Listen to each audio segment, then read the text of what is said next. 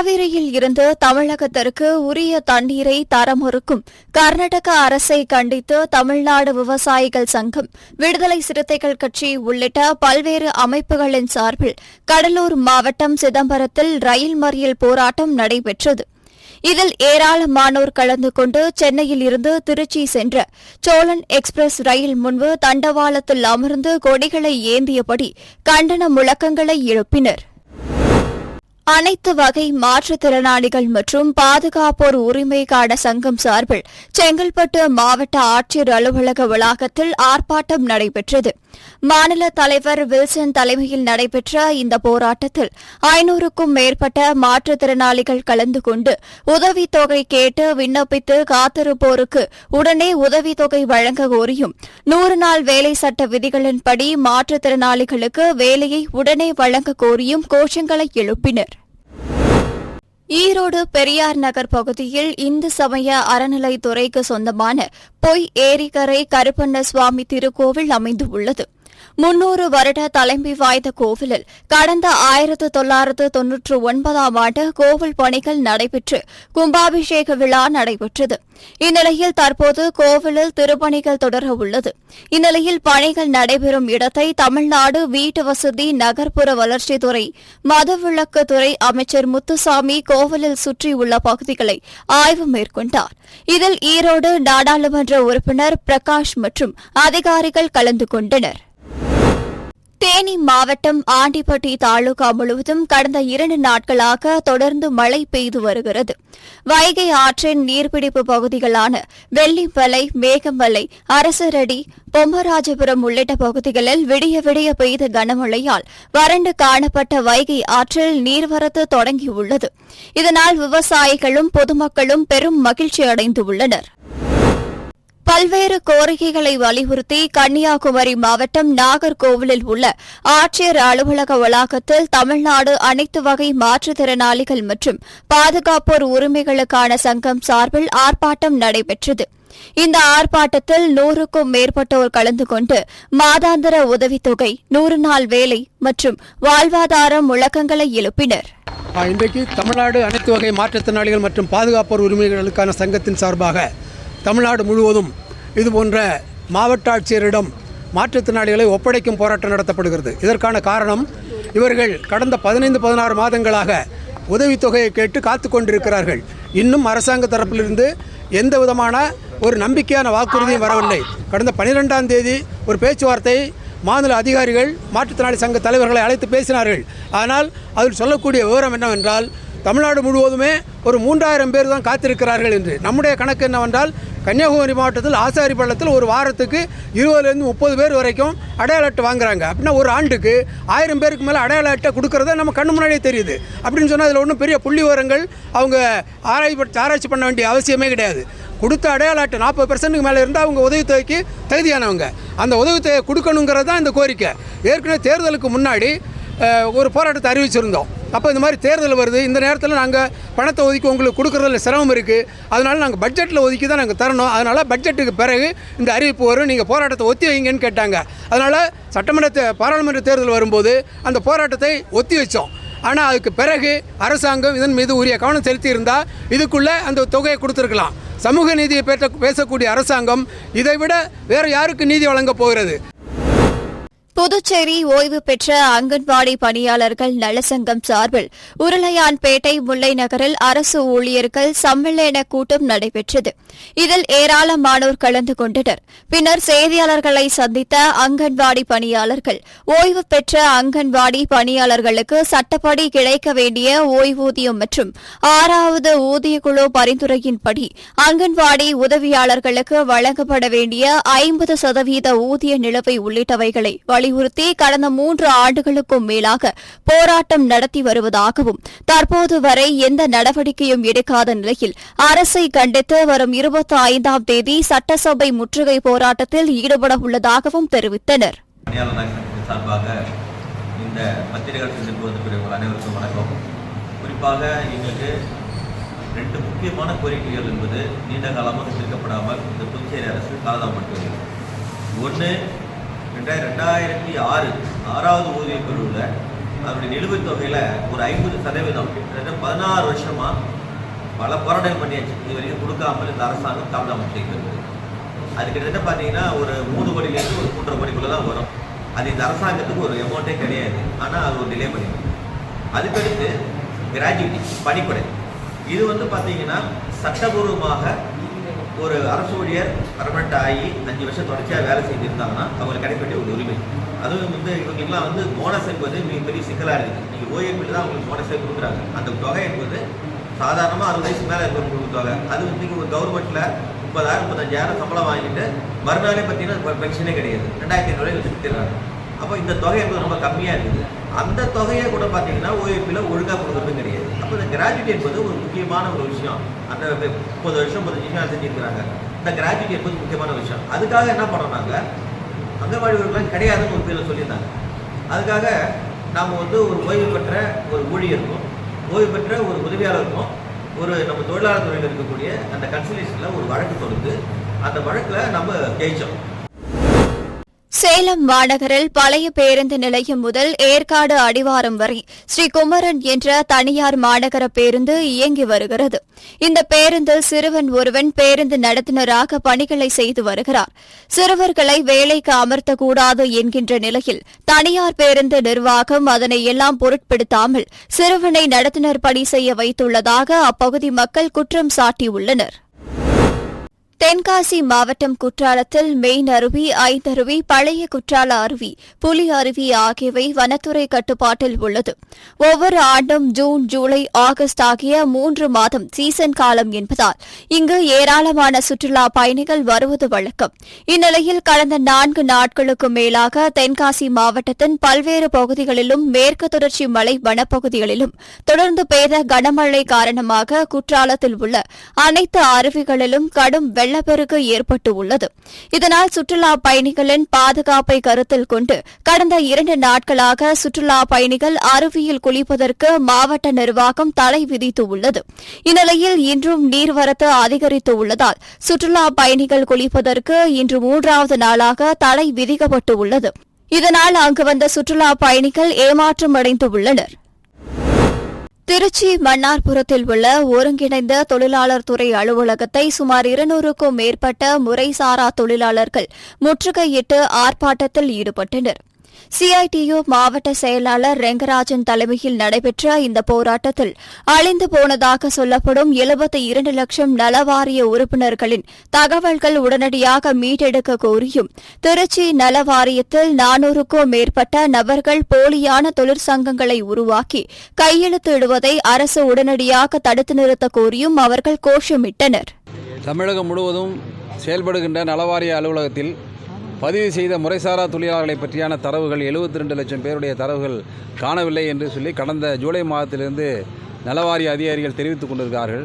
இதன் மூலமாக நலவாரியத்தில் விண்ணப்பித்தவர்கள் அவர்கள் கல்வி உதவித்தொகையோ, விபத்து உதவித்தொகையோ, பிரசவ கால உதவித்தொகையோ பெறுவதற்கான விண்ணப்பங்களை செய்ய முடியாமலும், அல்லது விண்ணப்பங்கள் செய்ய வேண்டியிருந்தால் ஆரம்பத்தில் நலவாரியத்தில் எப்படி பதிவு செய்வதற்கு தேவையான டாக்குமெண்ட்டை முழுவதும் அனுப்ப வேண்டிய ஒரு சூழ்நிலை இருக்கிறது. எனவே காணாமல் போன 72 லட்சம் நலவாரிய பதிவுகள் காணாமல் போனவருக்கான சம்பந்தப்பட்ட அதிகாரிகள் மீது நடவடிக்கை எடுக்கணும். இன்றைக்கி இருக்கிற நவீன தொழில்நுட்பத்தில் காணாமல் போனதுன்னு சொல்ல முடியாது. அதையெல்லாம் கண்டுபிடிக்க வேண்டும். அதுவரையில் நேரடியாக ஏற்கனவே இருந்ததைப் போல நேரடியாக நலவாரிய பதிவுக்கு அனுமதிக்க வேண்டும். அதே மாதிரி குறைந்தபட்ச ஓய்வூதியம் 3000 ரூபாய், கல்வி உதவித்தொகை என்பது ஆரம்பத்தில் 1ஆம் வகுப்பிலிருந்து படிப்பதிலிருந்து வழங்கப்பட வேண்டும். பெண்களுக்கு 55 வயதிலேயே அந்த ஓய்வூதியம் வழங்கப்பட வேண்டும். திருச்சி மன்னார்புரம் நலவாரியத்தில் பிரத்யேகமான ஒரு கோரிக்கை இருக்கிறது. இங்கே 400க்கும் மேற்பட்டவர்கள் புரோக்கர் சங்கத்தைச் சேர்ந்தவர்கள் நலவாரிய விண்ணப்பங்களை கையெழுத்திடக்கூடிய அவலமான நிலைமை இருக்கிறது. அதையும் சரி செய்ய வேண்டும் என்ற கோரிக்கையும் கூடுதலாக சேர்த்திருக்கிறோம். இந்த கோரிக்கையின் மீது தமிழ்நாடு அரசாங்கம், திமுக அரசாங்கம் நடவடிக்கை எடுத்து கோரிக்கை தீர்க்கப்படவில்லை என்று சொன்னால் அடுத்த மாதம் சென்னையில் தலைமை அலுவலகம் முன்பாக மாநிலம் முழுவதும் இருக்கிற முறைசாரா தொழிலாளர்களை திரட்டி ஒரு காத்திருப்பு போராட்டத்தை நடத்துவது என்று தமிழ் மாநில சிஐடி முடிவு செய்திருக்கிறது என்பதை தெரிவித்துள்ளோம். விருதுநகர் மாவட்டம் ராஜபாளையம் அருகே சேத்தூர் பகுதியில் உள்ள சார் பதிவாளர் அலுவலகத்தில் பத்திரம் பதியும் போது வரக்கூடிய பொதுமக்களை மிரட்டி லஞ்சம் பெறுவதாக லஞ்ச ஒழிப்புத்துறைக்கு தகவல் கிடைத்துள்ளது. அதன் அடிப்படையில் மாவட்ட லஞ்ச ஒழிப்புத்துறையினர் சேத்தூரில் முகாமிட்டு சார் பதிவாளர் அலுவலகத்தை கண்காணித்து வந்தனர். அப்போது சேத்தூர் சார் பதிவாளர் கார்த்திகேயனை சுற்றி வளைத்த லஞ்ச ஒழிப்புத்துறையினர் அவரது வாகனத்தை சோதனை செய்தனர். தொடர்ந்து அவரது வாகனத்தில் இருந்து கணக்கில் வராத 14,800 ரூபாயை பறிமுதல் செய்துள்ளனர். இதனை அடுத்து சார் பதிவாளர் கார்த்திகேயனை லஞ்ச ஒழிப்புத்துறையினர் கைது செய்து தொடர்ந்து விசாரணை மேற்கொண்டு வருகின்றனர். செங்கல்பட்டு மாவட்டம் கல்பாக்கத்தில் இயங்கி வரும் சென்னை அணுமின் நிலையம் சுற்றுப்புற மேம்பாட்டு நிதியின் கீழ் கல்வி, சுகாதாரம் உள்ளிட்டவைகளை மையப்படுத்தி பல்வேறு வளர்ச்சிப் பணிகளை செய்து வருகிறது. அதன் ஒரு பகுதியாக திருக்கழுக்குன்றம் பேரூராட்சிக்கு உட்பட்ட பரமசிவன் நகர் பகுதியில் 24 லட்சம் மதிப்பில் அங்கன்வாடி கட்டிடமும், மங்களம் பகுதியில் 66 லட்சம் மதிப்பில் 2 வகுப்பறைகளை கொண்ட பள்ளி கட்டிடமும் கட்டி முடிக்கப்பட்டு அதன் திறப்பு விழா திருக்கழுக்குன்றம் பேரூராட்சி தலைவர் யுவராஜ் தலைமையில் நடைபெற்றது. இதில் சிறப்பு அழைப்பாளராக சென்னை அணுமின் நிலைய இயக்குநர் சேஷையா கலந்து கொண்டு ரிப்பன் வெட்டி கட்டடங்களை திறந்து வைத்தார். புதுக்கோட்டை புதிய பேருந்து நிலையத்தில் இன்று காலை 4 மணி அளவில் ரோந்து பணியில் ஈடுபட்ட புதுக்கோட்டை டவுன் காவல்துறையினர் புதிய பேருந்து நிலையத்தில் கேட்பாரற்று கிடந்த 3 பைகளை சோதனை செய்தனர். அதில் 1 லட்சம் ரூபாய் மதிப்புள்ள 97 நட்சத்திர ஆமைகள் இருந்ததை கண்டுபிடித்து இது சம்பந்தமாக வனத்துறையினருக்கு தகவல் தெரிவித்தனர். இதையடுத்து புதுக்கோட்டை டவுன் காவல் நிலையத்திற்கு வருகை புரிந்த புதுக்கோட்டை வனத்துறையினர் நட்சத்திர ஆமைகளை பெற்று சென்னைக்கு அனுப்பும் பணியில் ஈடுபட்டனர். மேலும் கடத்தலில் ஈடுபட்ட நபர் யார், எங்கிருந்து இந்த ஆமை கொண்டுவரப்பட்டன என பல்வேறு காரணங்களில் காவல்துறையினரும் வனத்துறையினரும் விசாரணை மேற்கொண்டு வருகின்றனர். மருத்துவ குணம் மிக்க நட்சத்திர ஆமைகள் என கருதப்படும் ஆமைகள் புதுக்கோட்டை புதிய பேருந்து நிலையத்தில் கைப்பற்றப்பட்டது அதிர்ச்சி ஏற்படுத்தியுள்ளன. கோவை மாவட்ட நிர்வாகம் மற்றும் கொடிசியா நிர்வாகம் இணைந்து 8வது ஆண்டாக நடத்துகின்ற கோயம்புத்தூர் புத்தக திருவிழா ஜூலை 19ஆம் தேதி முதல் 28ஆம் தேதி வரை கொடிசியா தொழிற்காட்சி வளாகத்தில் நடைபெற உள்ளது.